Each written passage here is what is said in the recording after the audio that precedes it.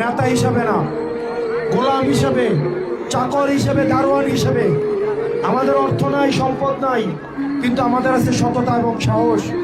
যেই সততা, যেই সাহস হাসিনা লক্ষ কোটি টাকা দিয়ে কিনতে পারে নাই। গত ১.৫ বছরে একটা হারাম টাকাও স্পর্শ করে দেখি নাই। আপনার সন্তান কোনো হাত দিয়ে একটা হারাম টাকা কোনোদিন বক্ষণ করবে না। প্রয়োজন হলে আপনার থেকে ভিক্ষা চাইয়া নিবে, কিন্তু কোনোদিনও টেন্ডারবাজি, চাঁদাবাজি করবে না।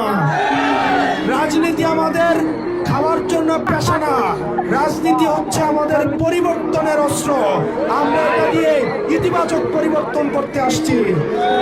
আমরা কোনো পারিবারিক ঠিকাদারি নিয়ে রাজনীতি করতে আসি নাই।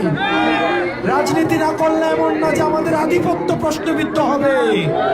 রাজনীতি না করলে এমন না যে আমার এলাকা আমার কন্ট্রোল থেকে বের হয়ে যাবে। আমরা রাজনীতি করতে আসছি আপনার অধিকারের জন্য, খেটে খাওয়া মানুষের অধিকারের জন্য, যারা নেতা বানায় তাদের অধিকারের জন্য। আমরা রাজনীতি করতে আসছি যে মানুষ বিল্ডিং বানায় কিন্তু তার কোনোদিন বিল্ডিং হয় নাই, তার অধিকারের জন্য। আমরা রাজনীতি করতে আসছি যে মানুষ রাস্তায় আলো জ্বালায় কিন্তু তার কপিতে কখনোই কেরোসিন থাকে না, তার অধিকারের জন্য।